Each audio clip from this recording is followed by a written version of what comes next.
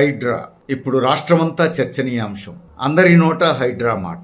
అసలు ఏం జరుగుతున్నది? పర్యావరణ పరిరక్షణ కోసం హైదరాబాద్ నగరంలో వర్షాలొచ్చినప్పుడు ముంపుకు గురయ్యేటువంటి ప్రాంతాలను కాపాడడం కోసం, ప్రజలకు ఇబ్బందులు లేకుండా చూడడం కోసం హైడ్రా రూపొందించామనేది ప్రభుత్వం చెప్తున్నది. చెరువులు, శిఖం భూముల్లో బఫర్ జోన్ లో ఉన్నటువంటి భవనాలు, అక్రమ నిర్మాణాలను కూల్చివేస్తామని ప్రభుత్వం చెప్తున్నది. అంతేకాదు కొన్ని పెద్ద పెద్ద భవనాల కూల్చివేతలు కూడా ప్రారంభమైనాయి. సాధారణ ప్రజల్లో, ముఖ్యంగా మధ్యతరగతిలో చాలా గొప్ప నిర్ణయం అనేటువంటి స్పందన వచ్చింది. ప్రభుత్వం మంచి నిర్ణయం తీసుకున్నది అని అభినందిస్తున్న పరిస్థితి కూడా మనం చూస్తున్నాం. అయితే ఈ అభినందనలు, మధ్యతరగతి నుంచి వస్తున్న ఈ ఆదరణ తాత్కాలికమైన, దీర్ఘకాలంగా ఇది నిలబడుతుందా? ఇది ఇప్పుడు పరిశీలించాల్సి. ప్రభుత్వం చెబుతున్నటువంటి లక్ష్యాన్ని అమలు జరిపేటువంటి తీరు ఎట్లా ఉండబోతోంది? ఇది కూడా పరిశీలించాల్సిన అవసరం. ప్రారంభంలో కొన్ని పెద్ద పెద్ద కోటీశ్వర్లకు సంబంధించిన ఆస్తులు కూల్చివేత సహజంగానే అందరినీ ఆకర్షించింది. కానీ అక్కడికే ఆగుతుందా?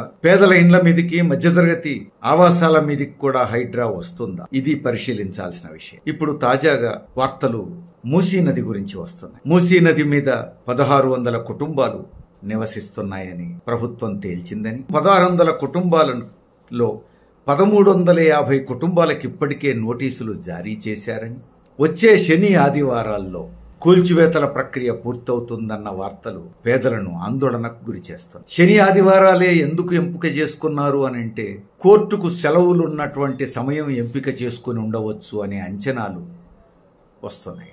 అంటే 1600 కుటుంబాలు వచ్చే శని ఆదివారాల్లో రోడ్డున పడనున్నాయా? ప్రభుత్వం అంత పని చేస్తుందా? పేదలందరిలోనూ ఇప్పుడు ముందుకొస్తున్నటువంటి ప్రశ్న. మరోవైపు రాష్ట్ర ప్రభుత్వం పేదలకు 16,000 డబుల్ బెడ్రూమ్ ఇండ్లు ఏర్పాటు చేస్తున్నదని, ఇల్లు అలాట్ చేయకుండా, ప్రత్యామ్నాయం చూపించకుండా ఎవరి ఇల్లు కూల్చివేసే సమస్య లేదని, పేదలు ఆందోళనకు గురి కావద్దని ప్రభుత్వం వైపు నుంచి వార్తలు వస్తున్నాయి. ఇందులో ఏది నిజమో ఏది కాదో అర్థం కావడం కష్టం. ఎందుకంటే ఇవన్నీ కూడా వార్తల రూపంలోనే వస్తున్నాయి, అధికారయుత ప్రకటనల రూపంలో లేవు. రెండూ అధికారయుత ప్రకటనలు కాదు, కానీ అధికారయుత ప్రకటన ఇప్పుడు అవసరం.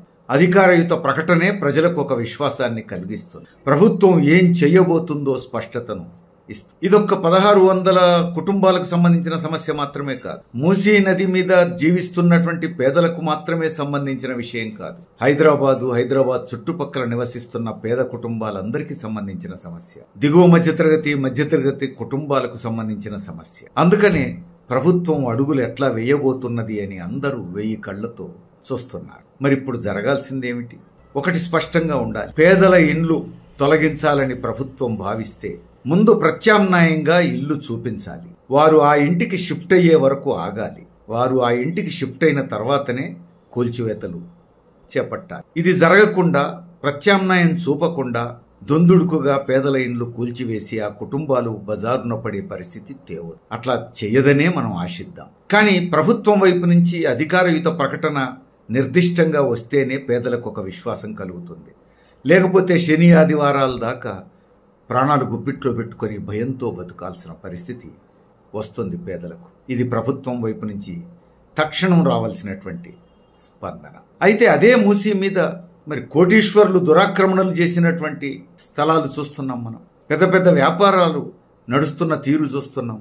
వారి పట్ల దయాదాక్షిణ్యాలు ఉండాల్సిన అవసరం లేదు. వారిని చట్టపరంగా తక్షణ చర్యలు తీసుకోవాల్సిందే. కానీ పేదల పట్ల మాత్రం బాధ్యతగా వ్యవహరించాలి. ఎందుకంటే గత ప్రభుత్వాలు నిరుపేదలకు తగిన ఇంటి వసతి కల్పించకపోవటం వల్లనే మురికి కంపు కొడుతున్నటువంటి మూసీ నది ఒడ్డున జానెడు జాగలో చిన్న ఇల్లు వేసుకొని బతకడానికి పేదలు సిద్ధపడుతున్నారు. అంటే ఒక అనివార్యమైన పరిస్థితుల్లోనే అలాంటి చోట వాళ్ళు నివసిస్తున్నారన్న విషయం గమనంలో పెట్టుకోవాలి. అందుకని గత ప్రభుత్వాలు చేసినటువంటి తప్పులను సరిదిద్దే క్రమంలో ఆచితూచి అడుగులు వేయాల్సిన బాధ్యత ఇప్పటి ప్రభుత్వం మీద ఉన్నది. అందుకే వారికి ప్రత్యామ్నాయంగా ఇల్లు చూపించి ఆ తర్వాతనే అవి ఖాళీ చేయించి కూల్చివేతలకు పూనుకోవచ్చు. ఇది ప్రభుత్వం వైపు నుంచి ఖచ్చితంగా తక్షణం తీసుకోవాల్సినటువంటి చర్య. అది 24 గంటల్లో ఆ ప్రకటన అధికారయుతంగా రావాల్సిన అవసరం. ఇక రెండవది, అక్రమ నిర్మాణాలు చేపట్టినటువంటి పెద్ద పెద్ద అపార్ట్మెంట్స్, కాలనీలు నిర్మించినటువంటి బిల్డర్లు వీళ్ళెవరూ అజ్ఞాత వ్యక్తులు కాదు, వాళ్ళ అడ్రస్సులు తెలవనోళ్లు కాదు. వీళ్ళంతా ప్రభుత్వాలలో తగిన పలుకుబడి కలిగినటువంటి వాళ్లే. అందుకని వీళ్ళు దొరకని వాళ్ళు కాదు కదా. వారి మీద తక్షణ చర్యలు తీసుకోవాల్సిన బాధ్యత ప్రభుత్వం. కానీ వారి మీద తీసుకుంటారా? ఇదే ఇప్పుడు అందరినీ వేధిస్తున్న ప్రశ్న. గత పాలకుల దగ్గర మంచి పలుకుబడి కలిగినటువంటి వీళ్ళు ప్రభుత్వం మారగానే కొత్తగా వచ్చిన ప్రభుత్వంలో కూడా పలుకుబడి సాధించుకునే ప్రయత్నాలు చేస్తారు, ఇప్పటికే చేసి ఉంటారు. అందుకని వీరికి ఆ ప్రభుత్వమా ఈ ప్రభుత్వమా అనే తేడా లేదు. సంపాదనే వారి లక్ష్యం. అక్రమ సంపాదనకు అలవాటు పడ్డ వాళ్ళు ఏ ప్రభుత్వాన్నైనా తమ జేబు సంస్థగానే భావిస్తారు కదా. అందుకని సహజంగానే అసలు బాధ్యులైనటువంటి వీళ్ల మీద చర్య తీసుకుంటారా లేదా అనేదే ఇప్పుడు అందరికీ వస్తున్నటువంటి అనుమానం. కానీ ప్రభుత్వం చిత్తశుద్ధి ప్రదర్శించాల్సింది ఇక్కడనే.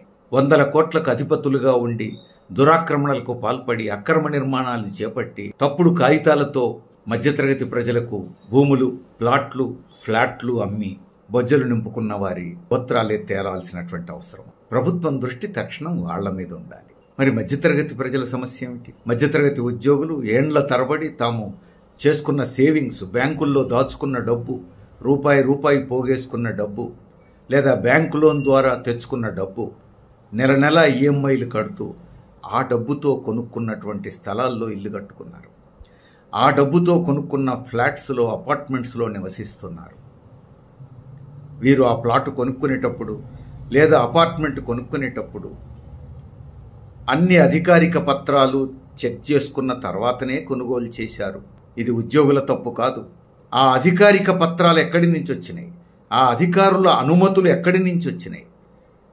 100 కోట్లకు అధిపతులుగా ఉన్న బిల్డర్లు ఈ అధికారిక పత్రాలు ఎట్లా చూపించగలిగారు? ఎట్లా సంపాదించగలిగారు? ఇది అసలు ప్రశ్న. అందుకని అక్రమ స్థలాల్లో, ఆక్రమణకు గురైనటువంటి స్థలాల్లో, చెరువు శిఖం భూముల్లో, బఫర్ జోన్లలో నిర్మాణాలు చేపడుతుంటే అనుమతులు ఇచ్చిన ఉన్నతాధికారుల సంగతి ఏమిటి? అందుకని అక్రమ నిర్మాణాలు చేపట్టినటువంటి బిల్డర్ల సంగతి ఏమిటి? వీరికి అక్రమంగా అనుమతులు ఇచ్చినటువంటి ఉన్నతాధికారుల సంగతి, వీళ్ల సంగతి ముందు తేల్చాలి. అదే సమయంలో మరి నగరం మునిగిపోతున్నది కదా. అపార్ట్మెంట్స్, ప్లాట్లు మధ్యతరగతి ప్రజలు ఏదో ఒక కాగితం చూసే కొనుగోలు చేశారు కాబట్టి వదిలేస్తే మరి పర్యావరణం సంగతి ఏంటి, ముంపులు గురయ్యే పరిస్థితి సంగతి ఏమిటి అని ప్రశ్నించవచ్చు. ట్రాఫిక్ సమస్యలకు పరిష్కారం ఏమిటి అని ప్రశ్నించవచ్చు. దీన్ని పరిష్కారం చేయడానికి ఓర్పుతో, సహనంతో తగిన గ్రౌండ్ వర్క్ చేయాలి. అపార్ట్మెంట్ అసోసియేషన్లు, కాలనీ అసోసియేషన్లు, ఉద్యోగ సంఘాల నాయకులు, వివిధ రాజకీయ పార్టీల నాయకులతో సమావేశాలు వేసి విస్తృత సంప్రదింపులు చేయాల్సిన బాధ్యత ప్రభుత్వం మీద ఉన్నది. ఈ విస్తృత సంప్రదింపుల ద్వారానే అనేక సూచనలు వస్తాయి. సాధ్యమైనంత మేరకు నష్టాన్ని అవాయిడ్ చేస్తూ సమస్యను పరిష్కరించుకునేందుకు మార్గాలు అన్వేషించాల్సిన అవసరం ఉంది. దానికి ఉన్నది ఒకే ఒక మార్గం, సంప్రదింపుల ప్రక్రియ, విస్తృతమైన సంప్రదింపుల ప్రక్రియ. ఈ పని ఇప్పుడు ప్రభుత్వం ప్రారంభించాలి.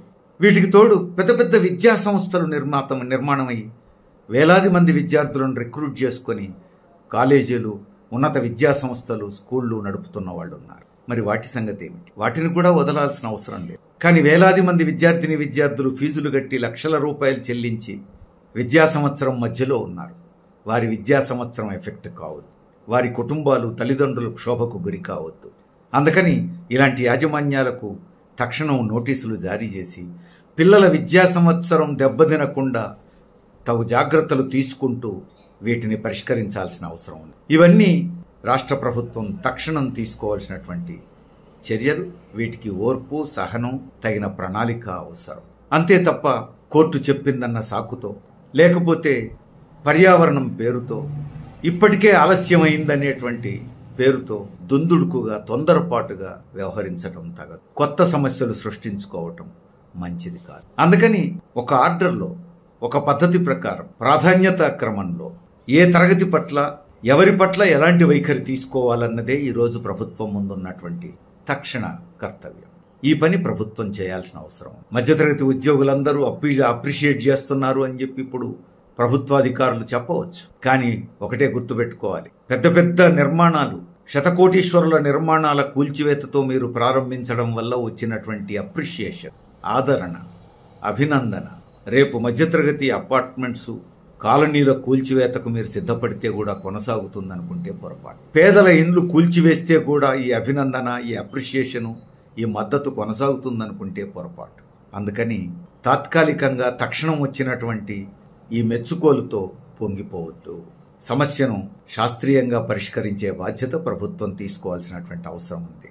తొందరపాటు పనికిరాదు. ప్రతిపక్షాలు కూడా దీన్ని రాజకీయం చేసే ప్రయత్నం చేయదు. మా వాళ్ళ మీద దాడి చేస్తున్నారు, మీ వాళ్ళని వదిలిపెట్టారు, లేదా వాళ్ళని వదిలిపెట్టారు, వీళ్ళ మీద దాడి చేస్తున్నారు. ఈ రూపంలో వాదోపవాదాలు ఉపయోగపడవు. ఇది రాజకీయ పార్టీలు చేయవలసిన పని కాదు. ఇప్పుడు అత్యధిక ప్రజానీకం, పేద, దిగువ మధ్యతరగతి ప్రజల ప్రయోజనాలు కాపాడుతూ సమస్యను పరిష్కరించడం ఎట్లా అనే వైపే అందరి దృష్టి సారించాల్సిన అవసరం, బాధ్యతగా వ్యవహరించాల్సిన అవసరం. వీళ్ళందరినీ కాన్ఫిడెన్స్లోకి తీసుకోవాల్సిన బాధ్యత ప్రభుత్వం మీద ఉన్నది. పంతానికి పోవద్దు, పట్టుదలలకు పోవద్దు. ఇక్కడ ప్రెస్టేజ్కి స్థానం లేదు. ఇదొక అంశం. మరొక వైపు హైడ్రా అనేది హైదరాబాద్కే పరిమితం. కానీ హైడ్రా పేరు మీద జరుగుతున్నటువంటి చర్యలను చూసి రాష్ట్రంలో వివిధ జిల్లాల్లో ఉన్న కొంతమంది ఉన్నతాధికారులు అత్యుత్సాహం ప్రదర్శిస్తున్నారు. ఇదే పేరుతో, ఇదే సాకుతో రెవెన్యూ అధికారులు కొన్ని చోట్ల, మున్సిపల్ అధికారులు కొన్ని చోట్ల అత్యుత్సాహం ప్రదర్శించి పేద మధ్యతరగతి ప్రజల మీద తమ ప్రతాపం చూపిస్తున్నారు. మనం చూసాం. మహబూబ్నగర్లో జరిగింది ఏమిటి? చెరువు కట్ట దగ్గర నివసిస్తున్నారనే పేరుతో వందలాది ఇండ్లు ధ్వంసం చేశారు. అది వికలాంగులకు సంబంధించిన ఇండ్లు. 10 ఏళ్ల క్రితం ప్రభుత్వమే ఇచ్చిన పట్టాలు. మరి ప్రభుత్వం అలాంటి స్థలం ఎందుకు ఇచ్చింది? ఈ 10 ఏళ్లు అక్కడ ఇండ్లు కట్టుకొని నివసిస్తున్న ఆ పేదలను, ఆ వికలాంగులను ఎందుకట్లా చూస్తూ వదిలిపెట్టారు? అప్పుడు ఏ పార్టీ అధికారంలో ఉన్నది, ఇప్పుడు ఏ పార్టీ అధికారంలో ఉన్నది కాదు ప్రధానం. అక్కడ వందలాది పేద కుటుంబాలు, వికలాంగుల కుటుంబాలు బజారున పడ్డాయి. ఇది ప్రధానం. ఏ పార్టీ అధికారంలో ఉన్నది అనే దాన్ని బట్టి పేదల జీవితాలతో ఆడుకోకూడదు ఎవరం కూడా. కానీ అక్కడ ఉన్నతాధికారులు దాడి చేశారు, కూల్చివేశారని మనం వార్తలు చూస్తున్నాం. ఎంత ఆందోళనకరం ఇది. హన్మకొండ నడిబొడ్డున కాకతీయ యూనివర్సిటీని ఆనుకొని కొన్ని మధ్యతరగతి పేద కార్మిక కుటుంబాలకు కూడా ఇదే సమస్య ముందుకొచ్చింది. ఇదే ప్రమాదం తోసుకొస్తున్నది. ఇప్పుడు మున్సిపల్ అధికారులు ఆ ఇండ్లను కూల్చివేస్తామంటున్నారు. ఉన్నతాధికారులు ఆ భూములు వదులుకోవాల్సిందే అంటున్నారు. ఎందుకు ఈ మాట? మీడియాలో కూడా పుంఖాలుగా అది దురాక్రమణకు గురైనటువంటి భూమి అని చెప్పి వార్తలు రాసేస్తున్నారు. ఎందుకు ఇట్లా జరుగుతోంది? అసలు అక్కడున్నది ఎవరు? అక్కడున్నది ఆటో డ్రైవర్లు, కాంట్రాక్టు కార్ డ్రైవర్లు, 4వ తరగతి ఉద్యోగులు, టీచర్లు. వీళ్ళు అక్కడ ఉన్నది ఇండ్లు కట్టుకొని జీవిస్తున్నారు. వీళ్ళు ఆ భూములను 4.5 దశాబ్దాలకు పూర్వమే కొనుగోలు చేసినటువంటి భూములు. అన్ని రకాలుగా రిజిస్ట్రేషన్లో జరిగి మున్సిపల్ అనుమతులతో కట్టుకున్నటువంటి ఇండ్లు. ఇది 2 తరాలు గడిచిపోయినటువంటి దశ. పోనీ ఆ భూములు ఏమైనా ఆక్రమించుకున్నాయా? కాదు. లేదా ఇంకెవరైనా ఆక్రమించుకొని వీళ్ళకి అమ్మారా? అది కూడా కాదు. 4.5 దశాబ్దాల క్రితం, 44-45 ఏండ్ల క్రితం కాకతీయ యూనివర్సిటీ కోసం భూసేకరణ చేస్తున్న సమయంలో రైతుల భూములు తీసుకున్నారు. కానీ ఈ పర్టికులర్ ప్లేస్లో పేద కుటుంబాలు అప్పటికే నివాసాలు ఏర్పరచుకొని జీవిస్తున్నారు. వారి నివాసాలను తొలగించొద్దు, ఆ భూమిని ఆ భాగం వరకు భూసేకరణ నుంచి తొలగించాలి అని వారి విజ్ఞప్తి మేరకు అప్పుడు భూసేకరణ చేస్తున్నటువంటి అధికారులు ఆ భాగాన్ని భూసేకరణ నుంచి మినహాయించారు. అందువల్ల అది ప్రైవేటు భూమి. ఆ తర్వాత వాళ్ళు అమ్ముకున్నారు. ఇప్పుడున్న వాళ్ళు కొనుక్కున్నారు. ఆ భూమికి కాకతీయ యూనివర్సిటీకి సంబంధం లేదు, ఆ భూమికి ప్రభుత్వానికి సంబంధం లేదు. కానీ ఇప్పుడు అది ఆక్రమణ గురైనటువంటి భూమి అని, అది కాకతీయ యూనివర్సిటీకి సంబంధించిన భూమి, దురాక్రమణదారులు ఇండ్లు కట్టుకున్నారని తప్పుడు వార్తలు రాయిస్తున్నారు పత్రికల్లో. మున్సిపల్ అధికారులు కూల్చివేస్తామని నోటీసులు పంపుతున్నారు. ఇదెక్కడ న్యాయం? అన్ని రకాల పత్రాలు చూపించిన తర్వాత, కోర్టు నుంచి ఆదేశాలు వచ్చిన తర్వాత తాత్కాలికంగా ఆ కూల్చివేతల ప్రక్రియ ఆగింది. కానీ కూల్చివేస్తాం అనే బెదిరింపులు మాత్రం కొనసాగుతున్నాయి. ఇవన్నీ ఒక భాగం. ప్రజల ప్రయోజనాలను కాపాడవలసిన బాధ్యత, ప్రజల గొంతుకగా వ్యవహరించాల్సిన బాధ్యత మీడియాది, పత్రికలది. కానీ మీడియాలో ఒక భాగం ఈ బాధ్యతను గుర్తెరిగి వ్యవహరించట్లేదు. పుంకాను పుంకాలుగా వార్తలు రాస్తున్నది. ఈ భూములు కాకతీయ యూనివర్సిటీవని, వాటిని కొంతమంది ఆక్రమించుకొని అనుభవిస్తున్నారని పుంకాను పుంకాలుగా పేజీలకు పేజీలు వార్తలు రాస్తున్నారు. దేని ఆధారంగా రాస్తున్నారు? యూనివర్సిటీ అధికారులు చెబితే రాస్తున్నారా? లేకపోతే మున్సిపల్ అధికారులు చెప్తే రాస్తున్నారా? ఒకవేళ అదే అయితే మరి అక్కడ నివాసం ఉంటున్నటువంటి వాళ్ళ అభిప్రాయం తీసుకుంటున్నారా? కనీసం పాత్రికేయ ధర్మం కదా ఇది. ఒక వార్త రాస్తున్నప్పుడు ఇది ఆక్రమణకు గురైంది, అక్కడ ఉన్న వాళ్ళందరూ ఆక్రమించుకొని ఇల్లు కట్టుకున్న వాళ్ళు అని మీరు ఆరోపణ చేస్తున్నప్పుడు ఆ వార్త ప్రచురించేటువంటి యాజమాన్యాలు కూడా, సంపాదకులు కూడా, అక్కడ ఇల్లు కట్టుకొని నివసిస్తున్న వాళ్ళు ఎవరు? వారు కోటీశ్వరుల, ఉద్యోగుల, కాంట్రాక్ట్ కార్మికుల, ఆటో వర్కర్ల చూడవలసిన బాధ్యత లేదా? వారి అభిప్రాయం కూడా, వారి వాయిస్ కూడా, వారి స్పందన కూడా తీసుకొని ప్రచురించాల్సిన బాధ్యత లేదా? వారు చూపించే ఆధారాలన్నీ ఇలాంటి వార్తలు రాస్తున్నటువంటి పత్రికలు పరిశీలించే రాస్తున్నారా? ఇది పరిశీలించుకోవాల్సిన అవసరం ఉంది. మీడియా ప్రజల గొంతుకగా వ్యవహరించాలి తప్ప పక్షపాతంతో వ్యవహరిస్తున్నామనే అపవాదు మోయవద్దు. ఇవన్నీ ప్రభుత్వానికి చెప్తే కొంతమంది ఏమంటున్నారు? ప్రభుత్వం నుంచి అవన్నీ ఒక భాగము, కానీ వీళ్ళు నివాసం ఉంటున్నటువంటి ఆ భాగం యూనివర్సిటీలోకి చొచ్చుకు వచ్చినట్టుగా ఉన్నది. యూనివర్సిటీ ప్రహరీ గోడ ఇట్లా వంకలు తిరిగి కట్టారు. పైనుంచి గూగుల్ ఫోటో తీస్తే ఇది లోపలికి చొచ్చుకొచ్చినట్టుగా ఉన్నది. దాన్ని కూడా కలుపుకుంటే లైను తిన్నగా చక్కగా వస్తుంది, రౌండ్గా వస్తుంది. కాబట్టి అది కూడా కలిపేసుకుంటాం, కావాలంటే వీళ్లకు ప్రత్యామ్నాయంగా ఇంకెక్కడైనా చూపిస్తామని అంటున్నారు. ఇది ఎక్కడ న్యాయం? ఆ భూమి కూడా కలుపుకుంటే అది రౌండ్గా ఉంటుంది కాబట్టి, తిన్నగా గోడ కట్టుకోవచ్చు కాబట్టి కలిపేసుకుంటారా? ఈ వాదనకి ఏమైనా అర్థం ఉందా? ఇది సరైన వాదన కాదు. అందుకే ఇప్పుడు మహబూబ్నగర్ ఘటన చూసినా, హన్మకొండలో కాకతీయ యూనివర్సిటీని ఆనుకొని ఉన్నటువంటి ఈ బాధితుల ఘటన చూసినా, హైడ్రాతో సంబంధం లేని ఇతర అధికారులు, ఇతర జిల్లాల అధికారులు హైడ్రా స్ఫూర్తితో అత్యుత్సాహం ప్రదర్శిస్తున్న తీరు మనకు కనిపిస్తూ ఉంది. అందుకని ప్రభుత్వం కూడా ఇది హైడ్రాకే పరిమితమైన సమస్యగా చూడొద్దు, దీని పర్యవసానాలు హైదరాబాదుకు మాత్రమే పరిమితంగా ఉంటాయని అనుకోవద్దు. ఇది రాష్ట్ర ప్రజలందరినీ ఆందోళనకు గురి చేస్తుంది.